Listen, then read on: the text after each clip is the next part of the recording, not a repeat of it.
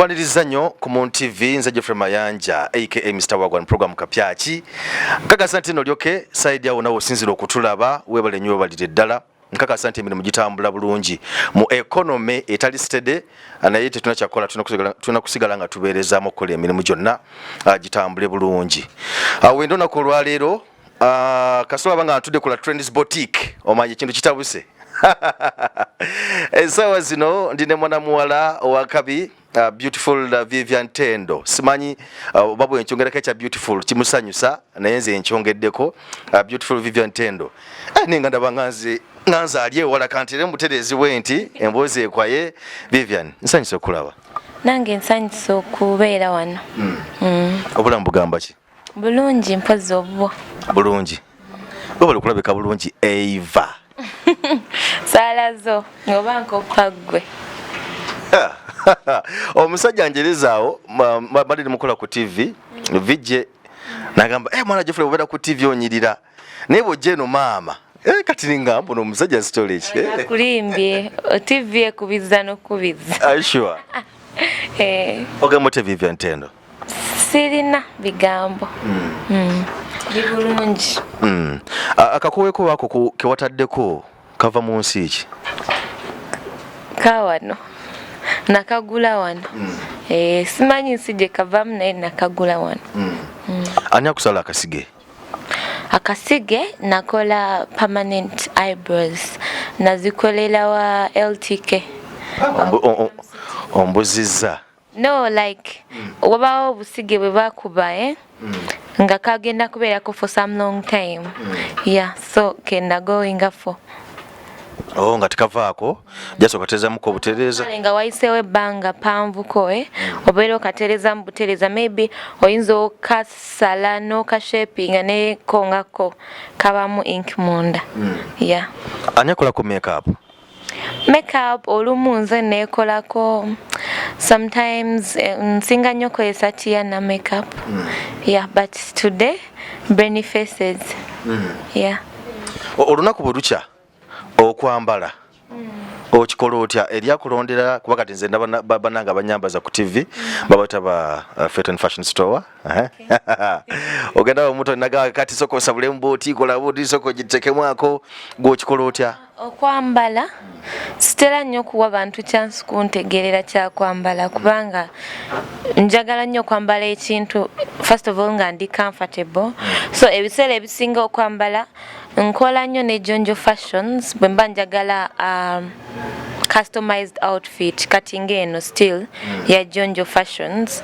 naye ngula nnyo ebintu online okusinga nsobola okwegomba ekintu nenki orderinga like ebiseera ebisinga that's what I do like siitera nnyo kuleka muntu mulala kuŋŋamba yambala kino oba yambala kiri akaviiri tuddeko ku muto waggulu akaviiri kakati nze enviiri zange zikuze olyanza okundaba nga mbuuza enviiri kati enagage ezo nga tozisala bana esifuna budde enviiri bwe zirina okusala ku weekend eba weekend eddako naye bwe nnema biba biganye naye kakasa nti weekend nakusala enviiri temukitya Vivian akaviiri ani akakolako enviiri nzikolera ku The World Salon lyawo kansanga yeah eri ku kino ekizimbe ekipya kinene nnyo erinanye gate ya KIU yes eri awo The World Salon ekipande oba okiraba nga kinene gye nkolera enviiri n'enjala what else yeah byenkolerayo kuliko embaga mwebale kunsabira ate no nene naddamu mbu mwebale kunsabira era nja kufumbirwa mu mpone ati nali ndi awo nganda bifaananyi ku status ebyembaga ate ngenda okulaba amanyi ne babloga nabo batujirira no ababloga batadde bannange Vivian Tendo Kongs Vivian Tendo banange ngate watuyise ne ngamba Vivian Tendo wange bamututte ne siitibwa ku mbaga kubeerawo tebannantwala naye nkyaliwo anyway ebifaananyi ebyo byali bya video shoot eyo luyimba lwange lwe naakata baluyita Meta Love, so ebifaananyi byali part of the shooting and all that ne just nabiteekayo buteesi for fun, let me say ensonga lwaki nasoosayo ebifaananyi even before I announced nti ndeeta luyimba in fact nali njagala oba abantu basobola okkiriza bannange abadde bamanyi Vivian Tendo bamukuba embaga si kituufu. Vivian Tendo tebana bamukubako ku mbaga, just video lwokuba nti babloga batutiisa mugabe nkugambye awo nti batutiisa mukofe ne tulowooza nti no kakade ate embaga gye bakubye nzibu nnyo. Life etambulite ku side yo esaawa zino ng'oli ne manager omwekka okuva gye wava eri. Life is okay. Si kirina nnyo in details naye ndaba life is fine. Okay. Wavayo notukuba akayimba awo akabayita bwolwawo nokatukuba awo agenda okulaba kekasuka ne ku YouTube channel yo because wali tona YouTube channel yali ya company eri so eyange empya bwolwawo was the first project gye twateekayo naye tujja kujja twongerako mpola mpola. Yes. Bwolwawo atambudde atya okuva ebbanga lino nokuva wamuteera? Sibu fairly kyenyinza okugamba si bubi n'ate si bulungi. Ndaba olina ennyimba onakulabo ez'okozeewo awo za mirundi ebiri waliwo neri recent y'abaana abalenzi ababiri awo ne Ivan Data naye ate waliwo gye wasooka okukola ya Tough B olaba nti olimba lulungi ne video nnungi. Lwaki kolabo ez'oba okoze tezitambula nnyo bw'ogerageranya n'ennyimba ggwe ng'ezizo? Kale simanyi how to explain that naye nakalaba ku buzibu bwa collaborations nti muyina wabawo problem y'okutuukiriza byemweyama both sides nti muyinza obba mwa coming up to agreements nti tugenda kola kino na kino na kiri naate maybe oluyimba we lubeera ready ne kubaako kummwe atakola ki ata fulfilling ze buvunanyizibwa bwe. So that's where the problem comes in.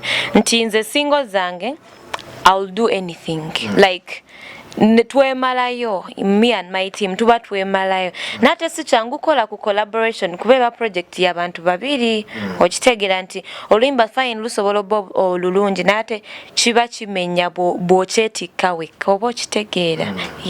Wakisojja nti egamba ki? Nungi. Mwebale kwasaganya mirimu tugezaako namwe mwebale kuwagira abawagizi gye tuli abasaakanya nange ndi muwagizi nga mmwe. ate kati gwe oli muwagizi wa ku ntikko ffe tuli bawagizi beno wansi nsi naye gwe oli wa ku ntikko ddala. Ninga mmwe ama normal fan. Nawulirako nti oli mu bya furniture because atwali mu COVID-19 yawo abayimbi ne baboogerera nnyo ne bagamba nti abayimbi mulina okubako n'omulimu omulala gwe mukola ebbali ng'ogyeko okuyimba because kati abayimbi muswadde nnyo musabiriza nnyo. Kati bwe nawulira nti nno olinawo watandikawo bya furniture ntebe na biki ebirala by'otunda ku online ne ngamba kitegeeza nti nno Vivian Tendo avudde mu COVID nga naye amuyigiriza. No, nze kale eyo business ekyamazima satandika business because of COVID. I've always had a dream of being a musician nate nga sagala kirabanga mulimu gwange because nkinyumirwa it's passion so sirinaako olunaku lwe nali nkeddeko ne ngamba nti kanyimbe nga gawale oba kanyimbe nfune ssente sigamba nti sizaagala but it wasn't the motive in the first place so nali negomba nnyo okubeera omuyimbi naye nga nyina ekintu ekirala kyenkola since high school like omayoba n'ebirooto by'oggwe nga ggwe though at that time nali siri sure of what like nali siri specific nti njagala kukola ekirala nga kiri mu layini eno oba okitegeera but I've always wanted to be an artist who is doing something else somewhere. So ekyo nze tekyava ku COVID because even before COVID nali ntunda wigs enviiri z'abakazi but natuuka ne ndaba nga techikola kyenjagala. In the very first place nze kenyine omuntu sambala nviiri, so I'm like, how am I going to sell something that I don't use? Okitegeera nga kale kikalubamuko. N'ekirala nenjagala nnyo okutunuulira something ekitagetinga genders zonna, kuba weziba nviiri of course oba otunza bakazi si kyangu nnyo musajja kugamba nti njagala eno wig, you know. So nentunulatunulamu ebintu bingi nga ndaba tekiggwa up to when I got the furniture idea. Ate nga nayo si kintu nti namala ebbanga nti obanga nkirowoozezaako. It's something kye natandika nga asaga, but then it turned out to be successful. Yeah. Okozesa mikutu kinaki okutunda furniture oyo? Nsinga kozesa Instagram ne Snapchat. Abantu abali serious gye bali. Facebook nayo ngikozesa naye kubaako abantu abalina omuzannyo bangi. Abasaagasaaga abali muzannyo n'abasinga okubeera serious either Instagram oba Snapchat. Yeah. Kakitegeeza nti n'aba Facebook tunyulwa nnyo omuziki. Ate aba Facebook by the way nyina ba fans bangi nnyo ku Facebook. Ne Facebook page yange bw'ogikomparinga ku accounts zange endala yo eri like 4 times. Like abantu benyina ku Facebook bangi nnyo bo ba like abategeera music. Yeah. Okay, mu music olunaku lwo lubeera lutya? Mu music bw'obuca ku makya music omulowoozako kyenkana ki era omuwabudde ki then ate n'okukola n'okumarketinga products zo eza furniture ku online nabyo biwabudde ki n'ebirala ebigenderako awo. Ne mpozi n'ekyokuwagira Wakiso Giant nakyo kiwabudde ki? Ogwo si mulimu kubanga tosobola keera ku makya n'ogamba nti kati kanzuuke empagire Wakiso Giant. I mean, that's not a job. Ate nze njagala nnyo okuteeka efforts zange wenfunira, you know. Nti kati okubeera afaani w'omupiira, that's something for leisure. Okujjako nga balina match nga nkimanyi they have a match, maybe I'll follow up manye how like match endings or something like that for leisure, you know. So si kintu ekibeera on my daily program. But for music, I always look out for good songs. That's one. Maybe tusobola sporting olimbo lungi me and my management, because at this point oberawo baraita benjawulo ne babaweereza ennyimba nti maybe wuliramu and stuff like that. Era mu abo abangi tosobola kubulwamu wakiri luyimba lumu lwogamba hey, this song is good okitegeera. So we're to finding out those good songs, then to making a like tugezaako nnyo maybe to get the money to gende somewhere nice to producing something like that. Kale ne mu planning the project bwe muba mugisiime ne mugende wa producer ne mu recordinga bwe mumala recordinga ne waitawo sometime ne mu planning the video nga bwe munonya sente. Ate these days mbana busy nnyo with performances. Yeah, so olunaku lwange 70% aba music. Kati nekya furniture nakyo tekirina nnyo kangambe time gye occupyinga nti nene, because it's still an online business. Mumasa we shall have a showroom naye right now kikyali online, so nakyo tekitwala nnyo budde nti nsobola ozuuka maybe nenteekayo entebe nga 3 ku status yange, nenteekako ku Snapchat, nenteekako ku Instagram.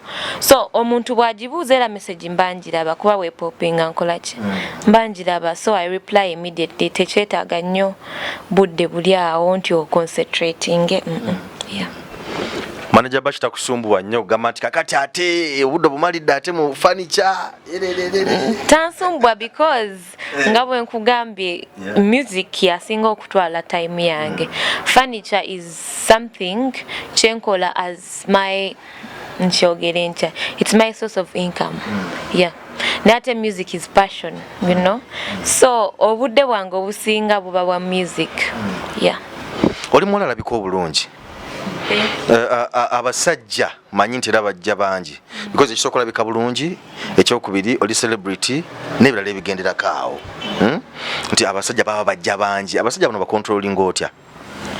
Abasajja simanyi about other people naye nze nga nze I believe abantu gwabawe ekyokukola okitegeera bwe baba bangi nga gwe tobaagala abangi then like oyina okukiraga okitegeera era omuntu bw'omuteerawo distance tasobola kwesibako bw'omulaga nti I'm not interested either anti oyinza omumunyiiza faani ayagala ebirala awo toba faani kubanga already oba nabigendererwa birala so oba toyina kweyita faani you know yeah so nze sobola gamba nti abantu bansumbwa because abantu okusumbwa gwe babawadde gapu ekusumbwa if I don't want you kitegeeza togenda kunkubira nkwata essimu kubanga omanya abakazi simanyi oba bakyogera batya omuntu n'oba tomwagala naye ng'omuwa nnyo time oyinza okumaliriza ng'omwagala oba okitegeera so